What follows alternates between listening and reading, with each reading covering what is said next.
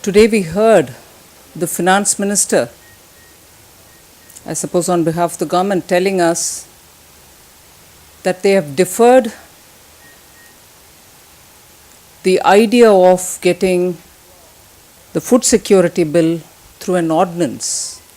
That ordinance route has been put on the back burner, and they are now probably inclined to consider calling a special session of the parliament, tabling the bill, and if I can correctly recall his word, that they will approach the opposition parties just one more time, if I can recall his word, like a school teacher would tell his children, that just one more time the government would approach the opposition parties and ask them to cooperate in passing the bill.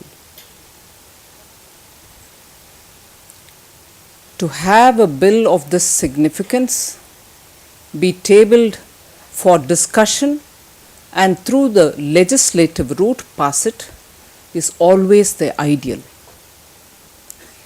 We from the Bharatiya Janata Party had certainly said, and I recall the first response came from Sushmaji, who tweeted saying, we would prefer to have the monsoon session advanced and the food security bill and the land acquisition bill both be tabled.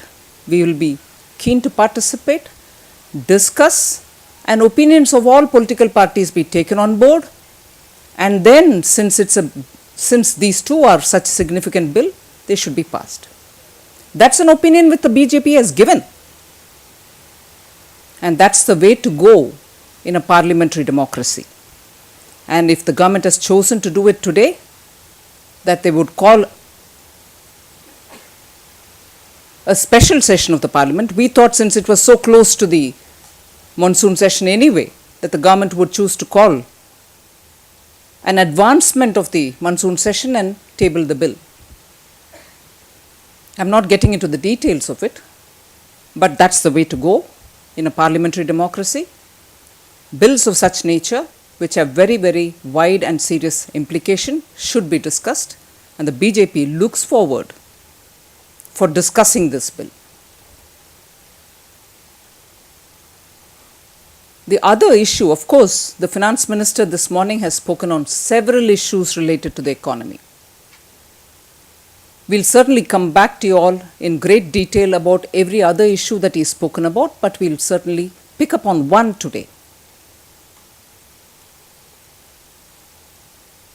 One comment, but of course, spreading on two different issues. There's no need to panic, was the word or the line that the finance minister has used. And almost in a self-congratulatory tone, he has spoken about how the economy is being handled. And that obviously is getting reflected in the observation by one of the credit rating agency, Fitch, which has just marginally moved you from, not being negative, probably on the verge of just getting out of negative. For a government which in the last 2 years had been decrying every rating agency, saying, how does it matter? Let them say what they want to. We are doing the economy the best that we can do. Today, a slight favorable report seems to give them a lot of enthusiasm. Good luck. But when you're firefighting to have this economy get onto the rails back, it is time to introspect as to what brought the economy to this level. Why is the economy in such a situation that you're firefighting is a very critical question to ask after 9 long years, uninterrupted years in governance. Since Mrs. Indira Gandhi's time, we've been hearing of poverty alleviation. Since Mrs. Indira Gandhi's time, we've heard of Congress's effort to eradicate poverty.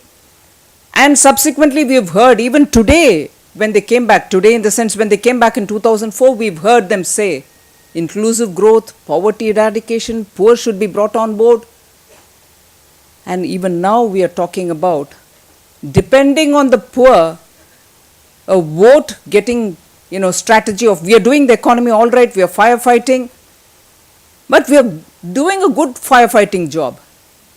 What a sorry state for a party which has repeatedly said we are at poverty eradication. Today, without explaining why there is a fiscal deficit, current account deficit, revenue deficit,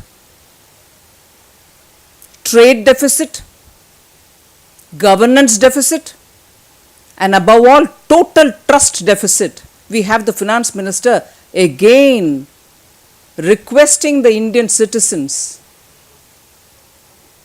to not so much go buying gold. You will continue your loot. You will not answer on the corruption.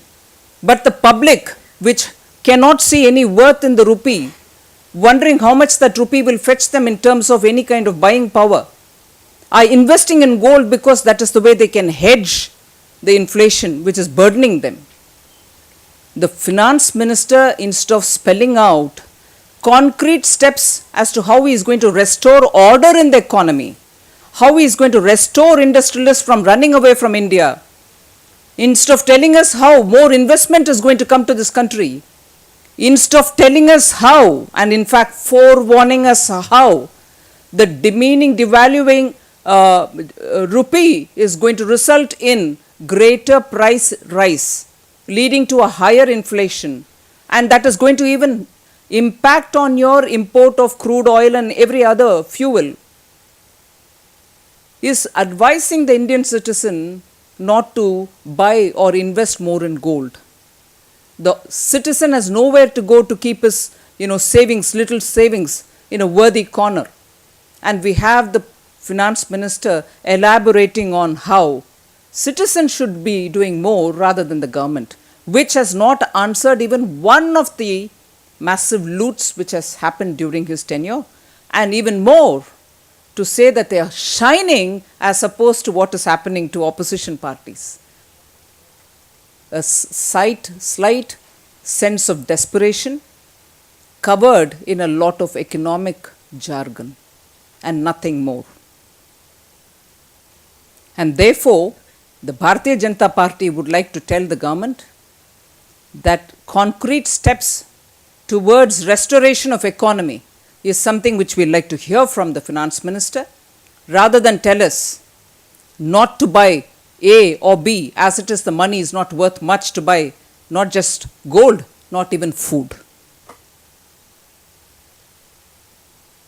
A third issue on which we had cautioned the government earlier, which I would definitely like to repeat today, in the light of the trust deficit between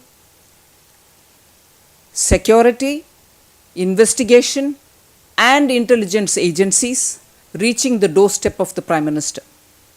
The trust deficit between IB and other agencies in the context of Ishrat Jahan, where in the name of investigating into this, what is termed as a fake encounter, a CBI inspector is questioning officers of the IB, and that dispute, even as we were warning, even as we were highlighting its impact on the national security related matters, has today reached the doorstep of the Prime Minister. The BJP would like to highlight the fact that it has gone this far because the Congress party tried misusing IB2 for political short-term gains. In the interest of the national security, I wish and the BJP hopes that the Prime Minister takes an objective, apolitical and nationalistic view on this matter, even as this whole dispute has reached his doorstep. It is important that for political consideration, the ruling party does not destroy the security dhancha that may prevail in providing security to this country. And therefore, I hope, the Bharatiya Janata Party hopes that the Prime Minister would resolve what has reached his doorstep as a dispute between two agencies which are very critical for the national security, with a far more objective, apolitical and nationalistic view. Thank you. There were two other things which I missed out, and I'm grateful that Srikanth has reminded me on it. It's very, very important.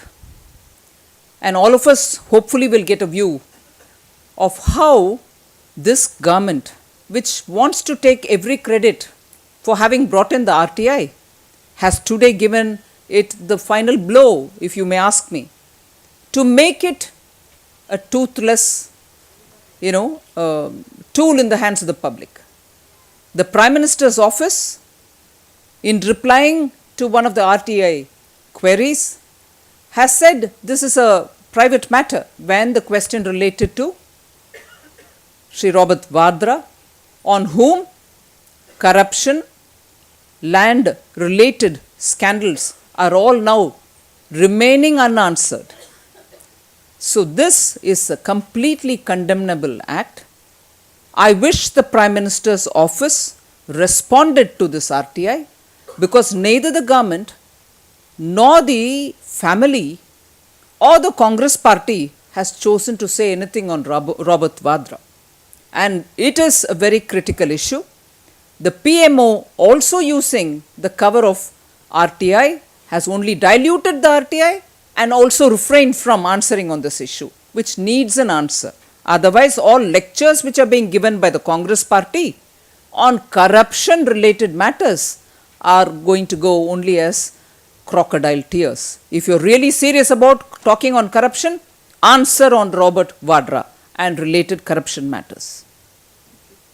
Thank you very much.